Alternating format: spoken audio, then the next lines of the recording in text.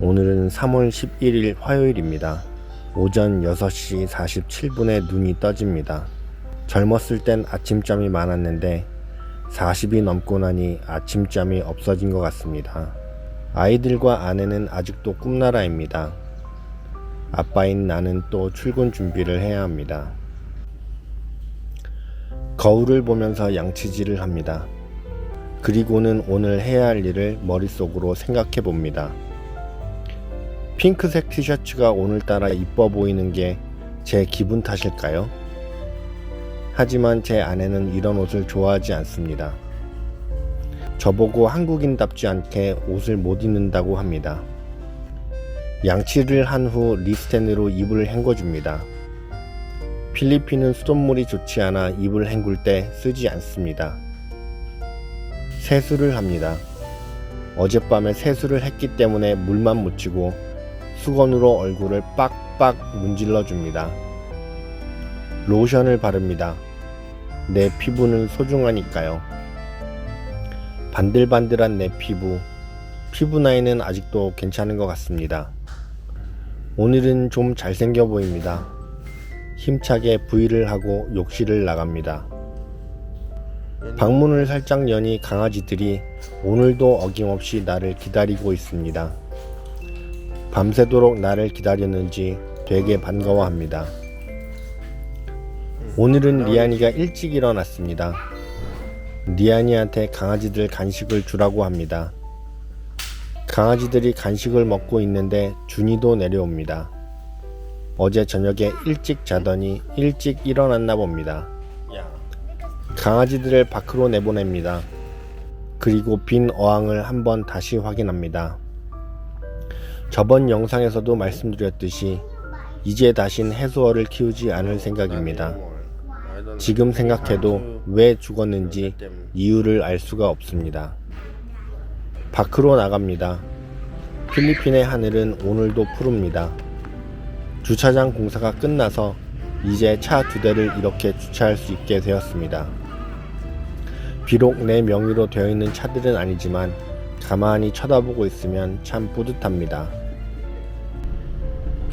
트럭에 시동을 걸고 직원들과 함께 출근을 합니다. 자영업자는 쉬는 날이 없습니다. 그리고 항상 두려움에 떱니다. 회사를 다닐 땐 회사 망하는 걱정을 한 적이 없는데 지금은 상황이 이러니 매일같이 걱정을 합니다. 그래서 아침잠이 없어진 걸지도 모르겠습니다. 자, 오늘도 달립니다. 사무실에 도착합니다. 혈당 체크기를 구매했습니다. 시청자분들이 당뇨를 조심하라고 해서 스스로 자가 진단을 해보려고 합니다. 공복 시 혈당이 100 이하면 정상, 100부터 126까지는 조심, 127부터는 당뇨병이라고 합니다. 혈당 체크기에 스틱을 꼽고 바늘도 꽂아줍니다. 알코올로 손가락을 소독한 후에 찌릅니다. 아파. 10초를 기다립니다. 당뇨 수치가 103입니다. 아직 어린 두 아이의 아버지인 나는 아직 아플 수 없습니다. 혈당 관리를 위해서 식단 조절이 필요한 나이인가 봅니다. 이제 젊지만은 않은 것 같습니다. 조금은 슬퍼집니다. 컴퓨터 한 대가 자꾸 재부팅을 합니다. 오늘은 컴퓨터 포맷도 좀 해야겠습니다. 비타민을 챙겨 먹습니다. 나를 위해서 건강해져야 하는 게 아니고 우리 가족을 위해 일을 해야 되기 때문에 건강해야 합니다. 나는 리안이 리준이 시집 장가가고 손주 손녀 볼 때까지 살고 싶습니다. 사무실에서 일을 다 마치고 퇴근을 합니다. 집에 돌아오니 아내가 은행에서 물건을 찾고 강아지들 먹을 사료를 사오라고 합니다. 그렇습니다. 나는 심부름꾼입니다. 아내가 나한테 3,000페소를 줍니다. 돈을 쳐다보고 아내한테 200페소만 더 달라고 이야기합니다. 200페소만 달달한 커피가 마시고 싶기 때문입니다. 돈 없다고 주기 싫다고 하는 아내한테 계속 달라고 졸라봅니다. 잠시 후 아내가 나한테 200페소를 줍니다. 고맙다는 말을 하고 집을 나섭니다.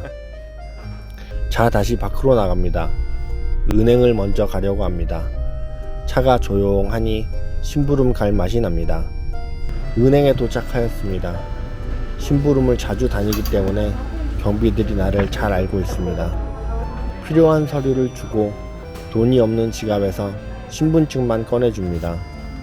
오른쪽에 계신 할아버지의 백발이 아주 멋집니다. 그리고 가만히 서서 기다립니다. 필리핀에 살려면 기다리는 건 익숙해져야 합니다. 아내가 찾아오라고 하는 게 아마도 저 카드 중에 하나인 것 같습니다. 하지만 나하고는 관계가 없는 카드들입니다. 돈 쓸 일이 없기 때문입니다. 다시 차를 출발합니다. 이제 커피를 사서 마실 차례입니다. 차댈 곳이 없어 길 건너편에 차를 세웠습니다. 좌우를 살피고 아주 빠르게 길을 건넙니다. 제가 자주 찾는 알렉스 커피입니다. 당뇨가 조금 있다고 해도 하루에 한 잔은 괜찮다고 생각합니다. 화이트 초콜릿 모카를 시키고 아내가 준 200페소를 건네줍니다. 커피의 값은 195페소.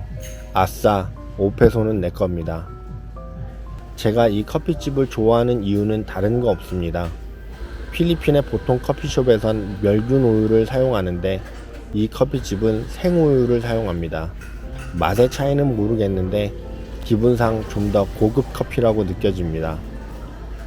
손님이 오셨는데 나보다 더 무게가 나가게 생겼습니다. 나는 날씬하다 라고 내 자신을 위로해 봅니다. 크크크 뚱땡이. 이제 게 사료를 사야 합니다. 그래서 시장에 왔습니다. 저 가운데 있는 걸 사려고 합니다. 키로당 130페소인데 20kg짜리 한 팩을 사면 2,400페소에 줍니다. 200페소 할인이라고 볼 수 있습니다. 아저씨한테 아내가 준 3,000페소를 전달해 줍니다. 그리고 또 기다립니다. 저 안에 앉아있는 아줌마가 여기 사장인 것 같습니다. 친절한 아저씨가 게 사료를 차에 실어줍니다. 아저씨, 땡큐 베리 감사. 보통의 필리핀 사람들은 잘 웃고 굉장히 친절합니다. 집에 도착했습니다. 오른손엔 카메라, 왼손엔 20kg 게 사료를 돌려야 합니다. 영차, 게 사료 배달 왔습니다. 여기서 못 들어갑니다. 나 때문이 아닙니다. 사료가 커서 그런 겁니다.